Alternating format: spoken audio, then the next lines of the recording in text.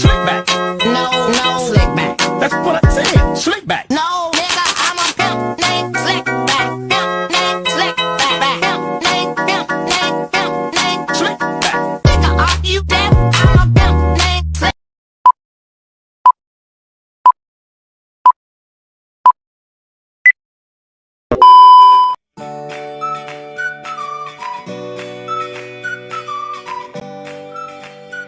Kemajuan ilmu pengetahuan dan teknologi telah berpengaruh terhadap penggunaan alat-alat bantu mengajar di sekolah-sekolah dan lembaga-lembaga pendidikan lainnya.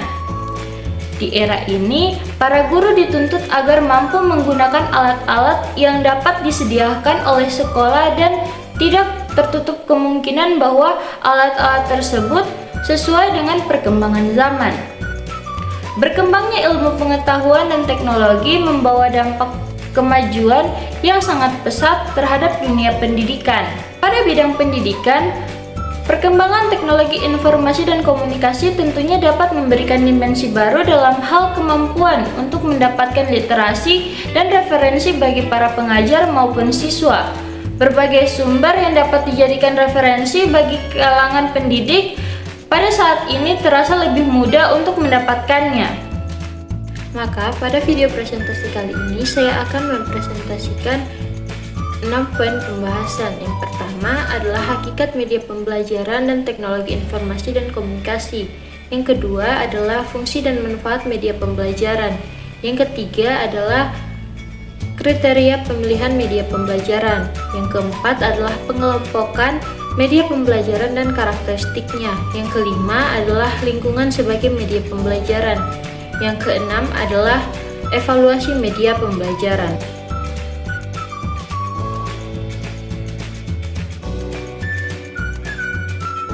Media pembelajaran adalah alat-alat yang digunakan dalam pembelajaran untuk membantu guru dalam menyampaikan materi kepada siswa dan untuk mempermudah siswa dalam memahami pelajaran sehingga tercapainya tujuan pembelajaran. Teknologi informasi dan komunikasi adalah seperangkat teknologi yang memfasilitasi penggunanya dengan berbagai kemudahan untuk mengakses informasi yang dibutuhkan. Jadi dapat kita simpulkan bahwa media pembelajaran berbasis teknologi informasi dan komunikasi adalah alat yang digunakan dalam pembelajaran dengan memanfaatkan teknologi informasi dan komunikasi.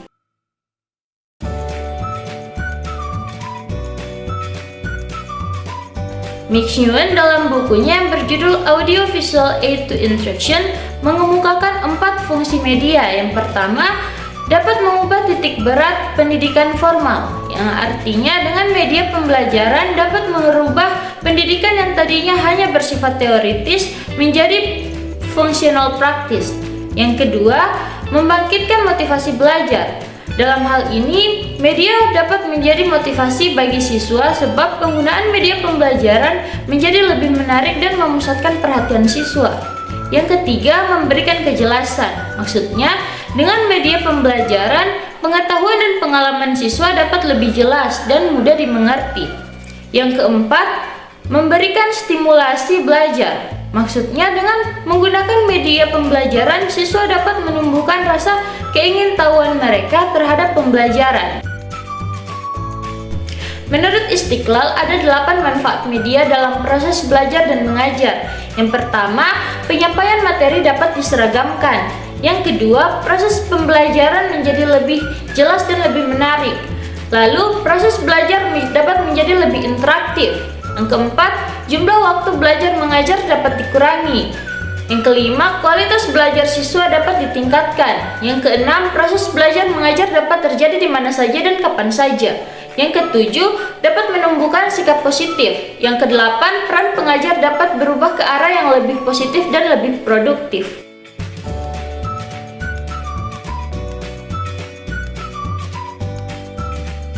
Menurut Rashimin dan kawan-kawan, ada beberapa hal yang perlu dipertimbangkan dalam memilih media pembelajaran yang tepat. Di antaranya, yang pertama ada akses. Artinya, media yang diperlukan ini dapat tersedia dengan mudah dan dapat dimanfaatkan oleh siswa. Yang kedua ada cost. Artinya, media yang dipilih atau digunakan pembiayaannya ini dapat dijangkau. Yang ketiga ada teknologi, artinya media yang digunakan apakah teknologinya sudah tersedia. Yang keempat ada interactivity, artinya media yang dipilih dapat memunculkan komunikasi dua arah dan interaktivitas sehingga siswa akan lebih terlibat aktif baik secara fisik, intelektual, dan mental. Yang kelima ada organization. Artinya dalam memilih media pembelajaran tersebut secara organisatoris dapat mendapatkan dukungan dari pimpinan sekolah. Yang keenam ada novelty, artinya media yang dipilih tersebut memiliki nilai kebaruan sehingga memiliki daya tarik bagi siswa yang belajar. Selain itu, dalam memilih media pembelajaran ada beberapa kriteria yang digunakan, yaitu yang pertama ketepatannya dengan tujuan pengajaran, yang kedua dukungan terhadap isi bahan pelajaran, yang ketiga kemudahan memperoleh media, yang keempat keterampilan guru dalam menggunakannya, yang kelima tersedianya waktu untuk menggunakannya.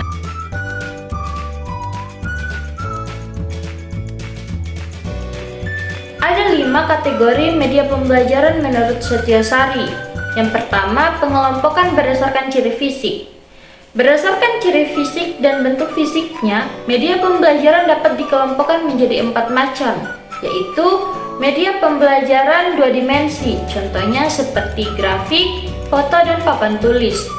Yang kedua, media pembelajaran 3 dimensi, contohnya seperti bola, meja, dan kursi. Yang ketiga, media pandang diam, contohnya seperti foto dan tulisan. Yang keempat, media pandang gerak, contohnya seperti film atau video recorder. Kategori kedua adalah pengelompokan berdasarkan unsur pokoknya. Berdasarkan unsur pokok atau indera yang dirangsang, media pembelajaran diklasifikasikan menjadi 3 macam, yaitu media visual, media audio, dan media audiovisual. Yang berikutnya, pengelompokan berdasarkan pengalaman belajar. Menurut Thomas dan Sutjono, mereka mengklasifikasikan media pembelajaran menjadi 3 kelompok. Yang pertama, pengalaman melalui informasi verbal. Yang kedua, pengalaman melalui media nyata. Dan yang terakhir adalah pengalaman melalui media tiruan. Kategori keempat adalah pengelompokan berdasarkan penggunaan. Berdasarkan penggunaannya, media pembelajaran dibagi menjadi 2, yaitu berdasarkan jumlah penggunaannya dan juga berdasarkan cara penggunaannya.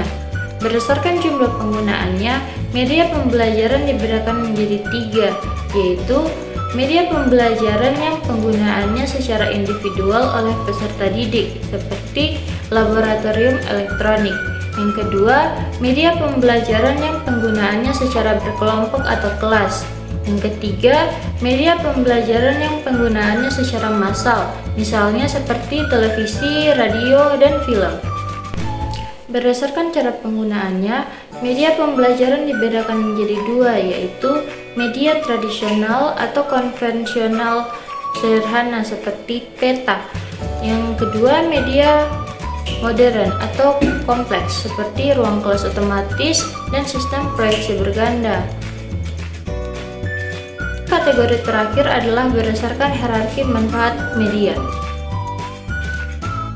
Kemudian ada beberapa karakteristik media pembelajaran. Yang pertama, media visual. Media visual secara garis besar terdiri dari garis, bentuk, warna, dan tekstur.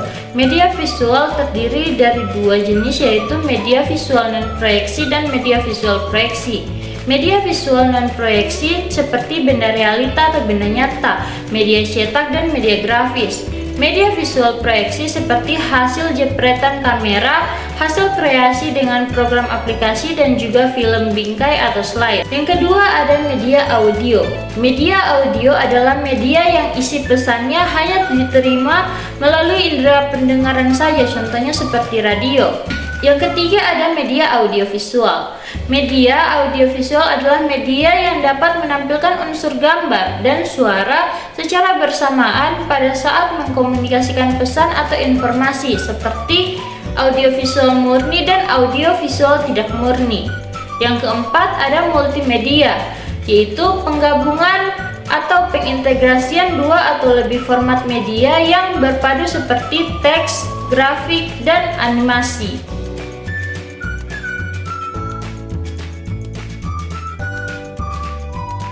Lingkungan sebagai media pembelajaran adalah pemahaman terhadap gejala atau tingkah laku tertentu dari objek atau pengamatan ilmiah terhadap sesuatu yang ada di sekitar sebagai bahan pengajaran siswa sebelum dan sesudah menerima materi dari sekolah, dengan membawa pengalaman dan penemuan yang mereka temui di lingkungan mereka. Ada beberapa tujuan utama menggunakan lingkungan sebagai media pembelajaran. Yang pertama, meningkatkan kesadaran siswa terhadap pentingnya melestarikan lingkungan. Yang kedua, menjadikan siswa belajar melalui pengalaman langsung dan berinteraksi dengan lingkungan. Yang ketiga, mengembangkan keterampilan siswa. Yang keempat, penyadaran dampak lingkungan.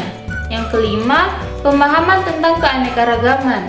Yang keenam, mendorong motivasi.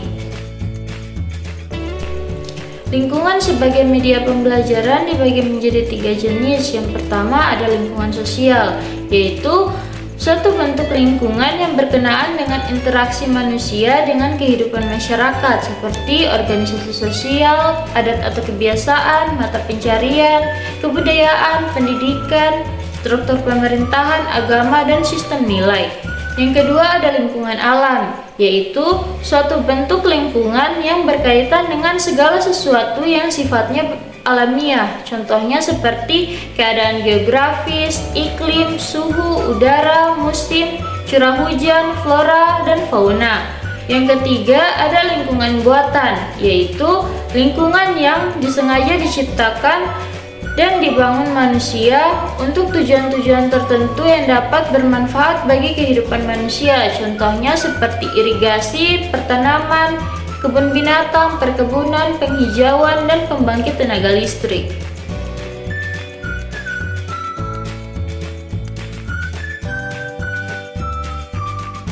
Menurut Toha, evaluasi merupakan kegiatan yang terencana untuk mengetahui keadaan objek dengan menggunakan instrumen dan hasilnya dibandingkan dengan tolak ukur untuk memperoleh kesimpulan. Ada beberapa tujuan mengevaluasi atau menguji prototipe media pembelajaran. Yang pertama, untuk mengetahui efektif tidaknya media pembelajaran. Yang kedua, untuk mengevaluasi apakah media pembelajaran ini hemat biaya ditinjau dari hasil pembelajaran siswa. Yang ketiga, apakah media pembelajaran sudah memberikan kontribusi terhadap hasil belajar siswa. Yang keempat, untuk mengetahui apakah isi pembelajaran disajikan dengan benar menggunakan alat peraga. Dan yang terakhir adalah untuk mengetahui tanggapan siswa. Evaluasi media pembelajaran terdiri atas 2 macam jenis. Yang pertama adalah evaluasi formatif. Evaluasi formatif yaitu evaluasi yang bertujuan untuk mengumpulkan data dan informasi pada waktu proses pengembangan media pembelajaran sedang berlangsung. Yang kedua ada evaluasi sumatif, yaitu evaluasi yang bertujuan untuk membuktikan bahwa produk dan sistem yang dikembangkan pada media pembelajaran ini memang baik. Sekian video dari saya ucapkan wassalamualaikum warahmatullahi wabarakatuh.